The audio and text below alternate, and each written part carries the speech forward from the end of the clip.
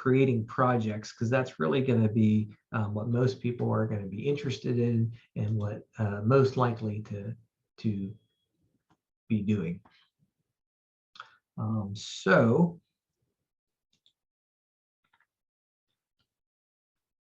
So what you do is you come in here and you hit add new project as you would kind of expect. And we do try to make Datashed, like I said, as user-friendly as possible and as straightforward and sort of as possible. Now, it is a complicated database. Like I said, we do have some bugs that develop or things that we maybe not have thought about. Or from us, it's very, it sort of seems natural to us, but maybe to other people it's not. So always let me know if you run into problems. So what we're going to do is go ahead and create I'm going to create, just a fake project. So I'm just going to call this Cliff. I already had test 1 that I didn't delete. So I'm going to call this Cliff Test 2. We're going to say that this is a passive treatment system. And then there's a place here for project status. And this is actually a new field that we created, and not exactly sure if we're going to, we may change this a little bit and however we want to utilize it. But the idea is that this is an opportunity to sort of identify, what is the project status? Is it an abandoned treatment system? Is it, or does it no longer exist? There are treatment systems that, that were built and, they're on Datashed, but, that they were damaged. They're basically abandoned. No one's taking care of them, or they're so damaged they don't exist. Or maybe we want to identify, hey, this isn't really operational and needs maintenance, or, or maybe it isn't. Maybe it is operational but needs maintenance, or maybe it's good or maybe it's this is a project you're working on and you just want to get started and have that it's under development. I'm going to say that this one, I'm going to be positive and say this one is good and operational, and I'm going to say that this is from an underground mine discharge. So that's the AMD source. You can also, if you hold the control down, you can actually select multiple sources. In some cases, there are systems that are treating, let's say, a discharge, but that's coming off of a refuse pile and it's a surface mine. There are some systems that might actually treat. I forgot. I've been involved in some that are treating AMD that's coming out of old oil or gas wells. So I'm gonna say that this is an underground mine discharge. We're going to say this is a brand new system and it was constructed this year. And the idea is you do want to put the year that construction ended, not necessarily when it began. Then there's a place for a description of the system. So, I'm just going to say, hey, this is a fake treatment system. Should be deleted later. OSM ID, if there is an OSM ID, this would mostly likely, if you even know this, would be that it is an older system. I do occasionally go in and kind of enter in an OSM ID number to sort of keep the system updated, and so that if OSM ever wants to take it over, back over or whatever, that they'll have something in place.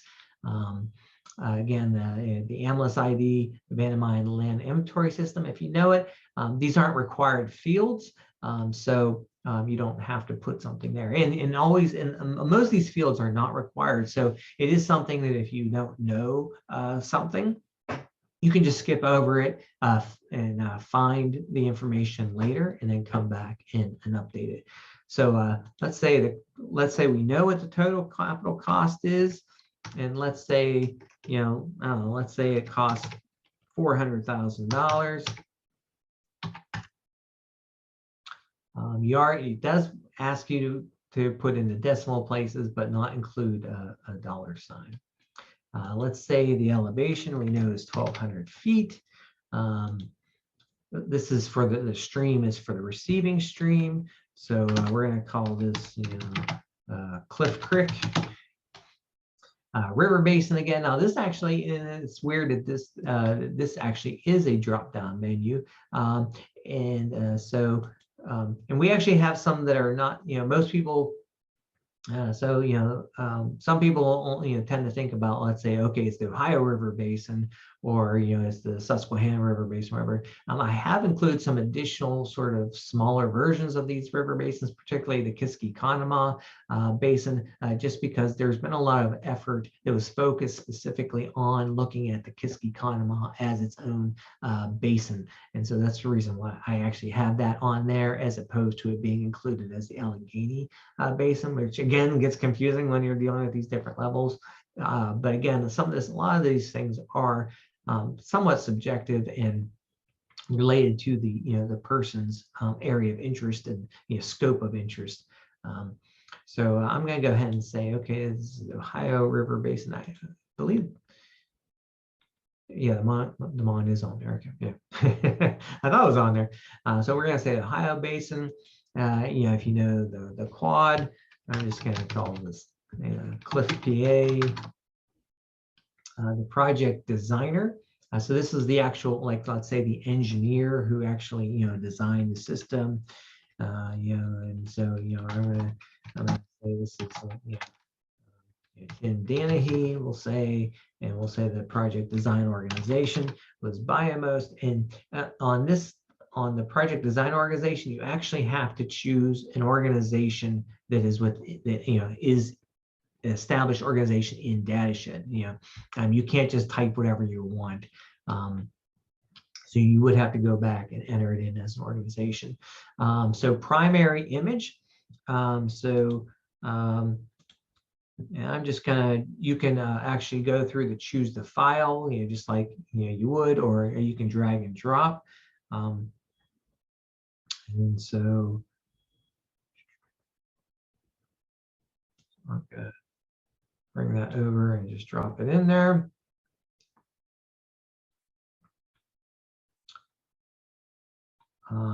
There is a place for like additional links if you want. You can get into sort of location information. Most of these sites are not going to have an actual address, but you could put under city. I could say that this is Worth Township. This is Pennsylvania. I'm going to make this Butler County. Well, actually, I always forget which one is the actual one that's being shown. So then GPS, check this box that the latitude longitude was determined using a GPS device. I'm going to say that, and again, I mentioned this earlier, this is a field that I hope that I'm actually want to change so that we can identify actually what is the source of the latitude, longitude. Did you actually use a GPS device? Did you take this off of a lat long, off an old quad map? Did you use Google or some other sort of system to identify what these latitude, longitude is? If you're an old user of Datashed, you might remember where there was a map that you could scroll around in and find it and just touch the point where you wanted it. And that the programmers were not able to make that work with that version of Drupal. They said that it might be possible to create something like that, but that would have been very time consuming. And so we currently don't have that on there. That may be a future development. We did put a link on here so that you as a user, this is one version that you can use, is this latitude longitude finder. And so you can actually use this and kind of scroll around and find it, and find a point. And then as you click on the point, then it will actually show you the latitude and longitude. It does actually give you here on, you can also kind of use this, you can use Google to find it. It is a little bit of a hassle because then you have to, let's say, you have to kind of copy that and then come back over here. Or if you had this like set up on a different screen, it'd be a little bit easier.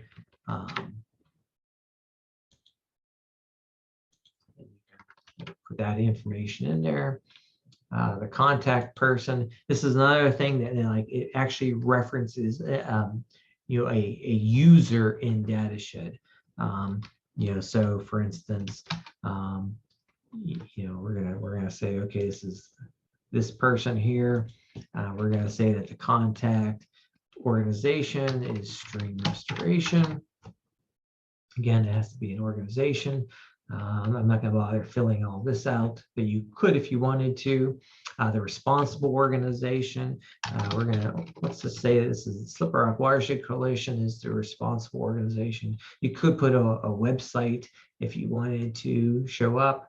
The group creator, so this is the person that actually created the project.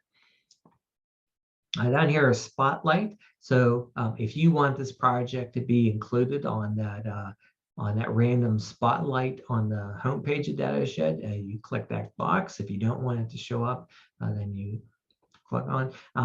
It automatically sets this up to be published. However, if let's say you were working on it and you didn't want it to be showed yet, you could actually click on it to not be published. But the default setting is for it to be published. And so when you're all done, you click on to create projects, and you automatically become a member of that project. In addition to becoming a member, you are actually automatically created as an administrator. And so if I come up here to click on there, you'll see that is not only an authenticated user, but is the project administrator, which gives you a whole variety of other permissions. So we may change that in the future because, like I said, we need to sort of adjust these permissions a little bit, but that's the current setting. So let's go back to that same page. Let's go back to our page that we created.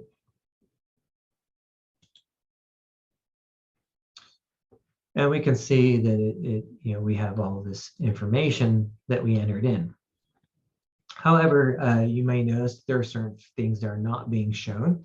For instance, the water quality data summary, because we haven't uploaded any water quality data. The treatment technologies are not shown because we haven't done that. And this is actually where you do it. You do it right here on the page, which makes it pretty easy. So you just click Add New.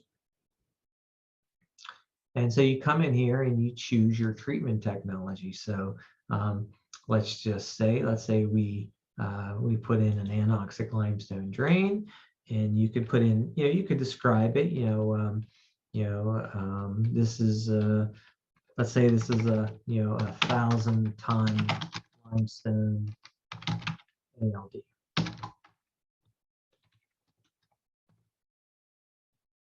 And quantity, again, this is not necessary quantities in terms of stonage, but just the amount of the number of components. So it's 1 ALD, and you save that.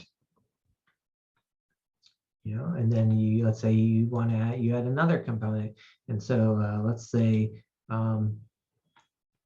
we put in an aerobic wetland, and we'll say we put 2 wetlands, and the first is 1 acre, and the second is 2 acres. You can put that there. Again, this might be something that in the future I'd like to actually be able to maybe have a separate field that would maybe identify these types of quantities. I think that might be useful. And here we're going to say, okay, we have 2 wetlands. And so you come down here and you can see that it has quantity 1 and 2 aerobic wetlands. You can click on there, and then like I said, and there's the little description there and information.